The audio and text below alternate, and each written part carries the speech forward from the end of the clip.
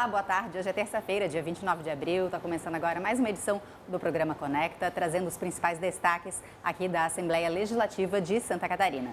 Eu sou Delona Bus, jornalista da TV da Assembleia Legislativa. Aqui comigo está o meu colega Marcelo Espinosa, da Agência de Notícias do Parlamento. Boa tarde, Marcelo.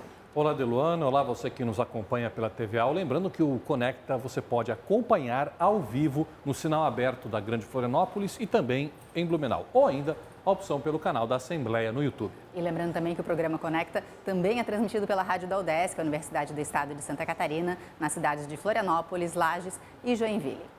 E a gente começa a edição de hoje do Conecta falando da sanção pelo governo do estado de um projeto de lei aprovado aqui pela Assembleia Legislativa, criando o Plano Integrado para a Gestão da Cidadania e da Paz nas escolas, um trabalho que envolveu várias entidades, realizado durante vários meses, capitaneado aqui pela Assembleia Legislativa, que busca realmente trazer a cidadania e a paz para as escolas, garantindo questões de segurança e também até de desastres naturais. Marcelo, com essa sanção do governo, as escolas agora têm um prazo de 1 ano para se adequar. Exatamente, contados a partir agora de abril, quando a lei foi publicada. Esse projeto que foi aprovado e agora é lei estadual, está em vigor, ele nada mais é do que uma das propostas que foi elaborada pelo Integra, um comitê que foi capitaneado pela Assembleia com a participação de vários órgãos públicos, poderes, instituições estaduais, para discutir ações não só de segurança escolar, mas de promoção da cultura de paz e cidadania nas escolas.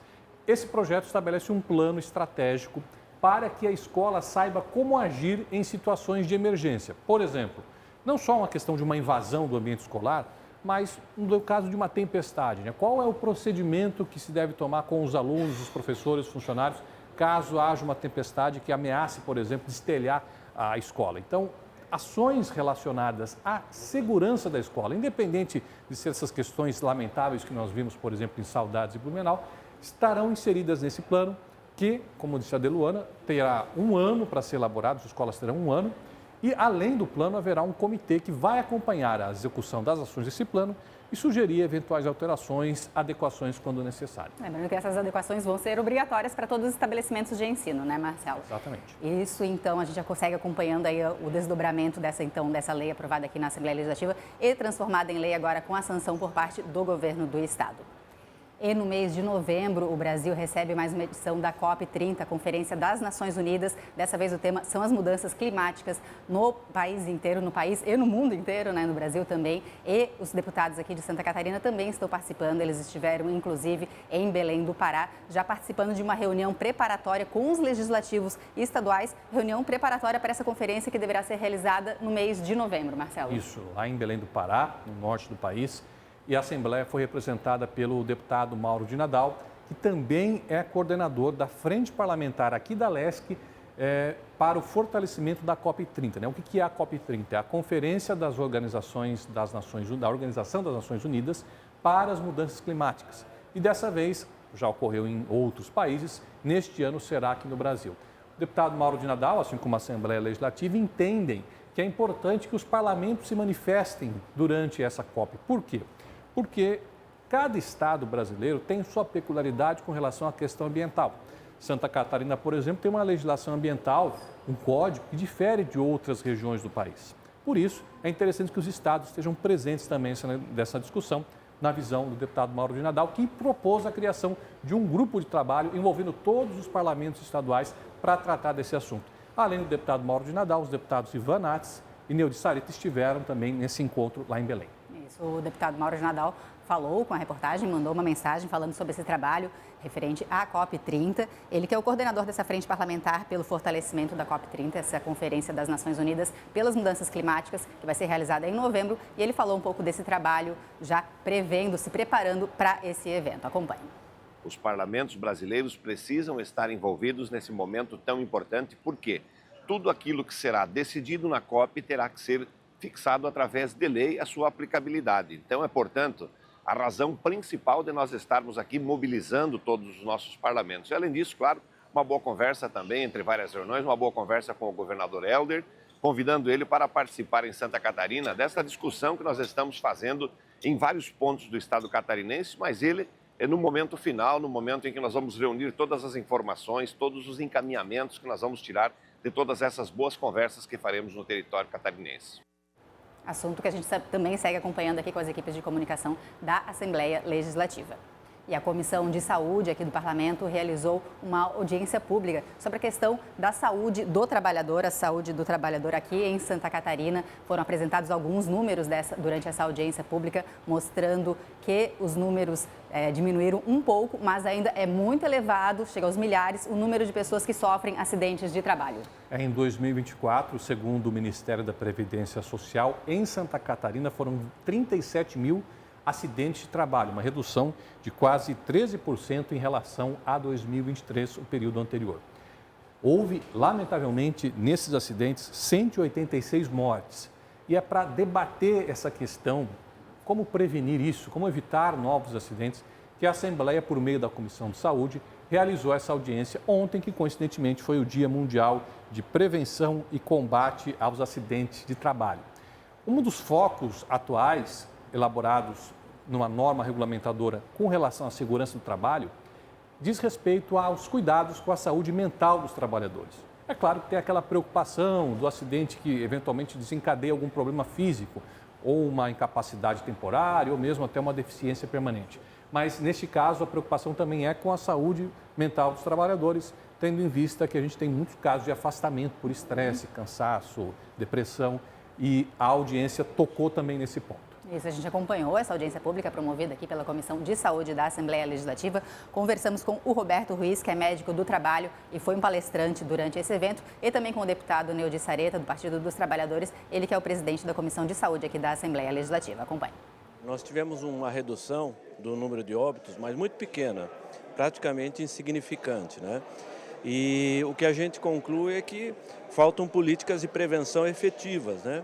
Tanto para as questões dos acidentes graves, mas como também a questão da saúde mental, que agora com o novo texto da NR1, que obriga as empresas a fazerem esse programa de abordagem aos problemas psíquicos no trabalho, a gente acredita que isso vai impactar positivamente também, ou seja, nós vamos ter ambientes de trabalho mais saudáveis, por conta dessa obrigação legal agora que todas as empresas vão ter. Esses números por si só já dizem da importância de nós debatermos ações de prevenção para que as pessoas possam sair para o seu trabalho e voltarem com a integridade em casa. É isso que nós queremos, o trabalho com dignidade.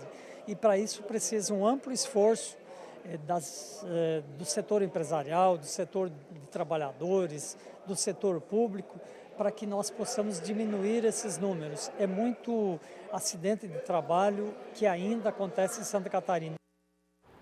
Mais informações também sobre essa audiência pública estão na nossa agência de notícias, www.alesc.sc.gov.br, e também com cobertura das redes sociais aqui da Assembleia Legislativa. E agora sobre as redes sociais dos deputados e também aqui do Parlamento Catarinense, que a gente conversa com a nossa colega Camila Borges. Boa tarde, Camila, tudo bom? Boa tarde, Delu. Boa tarde, Marcelo. Boa tarde para você que nos acompanha.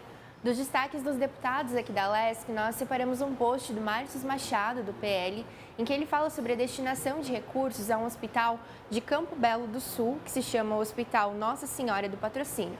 O deputado foi responsável por destinar verbas para trocar aparelhos de televisão e aparelhos de ar-condicionado. E o Márcio Machado também falou que prevê a destinação de recursos para a reforma do centro cirúrgico, algo que ele ainda está vendo que algo ainda que vai acontecer. Se você quiser acompanhar mais informações e mais ações do mandato do deputado Márcio Machado, basta segui-lo nas suas redes sociais, @Márcio Machado.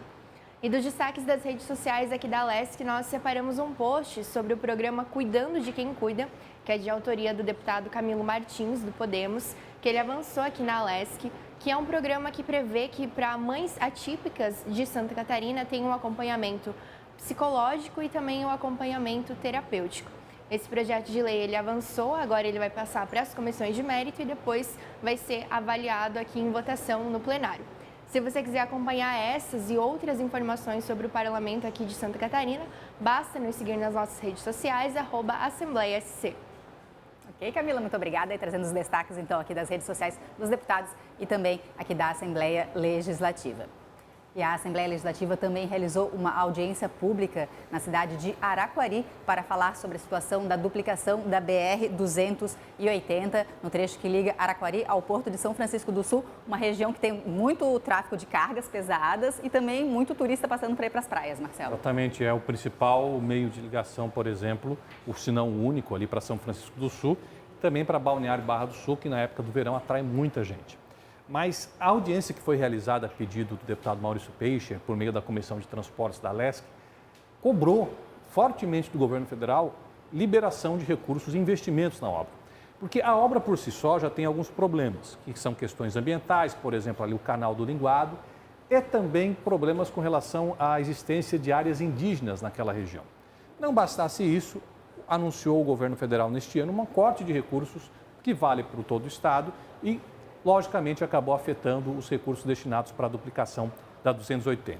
É um trecho que a duplicação anda muito pouco, diferentemente do outro trecho ali no sentido de Jaraguá do Sul, que tem avançado bem, mas esse da 280, que entre Araquari e a BR-101, São Francisco e Araquari, que é o mais crítico, realmente tem sido bastante complicado. Os deputados foram muito claros na necessidade de cobrar investimentos do governo federal nessa obra. A gente conversou com o deputado Maurício Peixe, que foi o proponente dessa audiência pública. Ele falou um pouquinho mais sobre essa necessidade de acelerar essa obra de duplicação da BR-280 entre Araquari e o Porto de São Francisco do Sul. Acompanhe.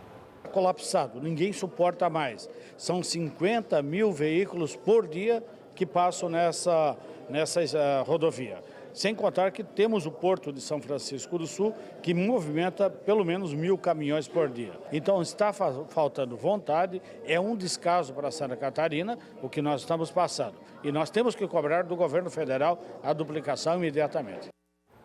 E a Assembleia Legislativa realizou na noite de ontem uma sessão solene concedendo o título de cidadão catarinense para Dom Jacinto Flar, bispo da Diocese de Criciúma. Ele que é gaúcho, trabalhou durante muitos anos em várias cidades do Rio Grande do Sul, mas há muitos anos está trabalhando na Diocese de Criciúma e já se considera, como ele fala, um catarinense também, né, Marcelo? Ele iniciou a sua trajetória eclesiástica no Rio Grande do Sul, chegou a passar pelo arcebispado de arquidiocese, de Porto Alegre, mas em 2009 o então Papa Bento XVI o transferiu para a Diocese de Criciúma, na qual ele é bispo desde então.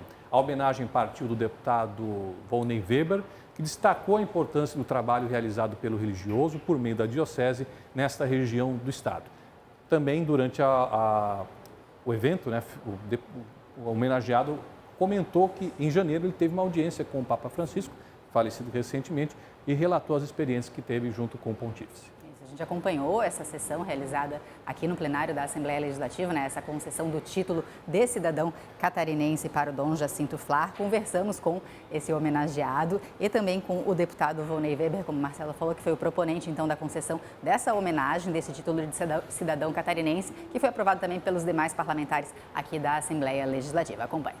Uma pessoa que nos orienta, que ajuda a conduzir o nosso dia a dia, que faz com que a gente aprenda, através das suas palavras, suas orientações, a perdoar e ser perdoado também, Isso é muito importante no meio da nossa sociedade. Ele é uma pessoa especial e pessoas especiais que fazem realmente o melhor para a sociedade e que através desse melhor a gente tem uma vida melhor também de convívio com os nossos irmãos.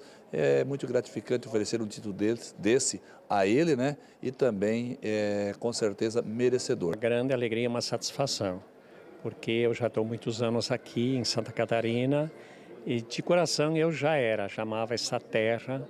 E quando recebi oficialmente esse convite, me trouxe muita alegria. Para dizer assim, se confirmou aquilo que eu já dentro de mim sentia e vivia. Um povo que Deus me deu, que eu sempre digo, maravilhoso. Eu trabalhei em muitos outros lugares, lá no Rio Grande do Sul, mas quando o Papa me mandou para cá, eu senti assim que foi uma bênção.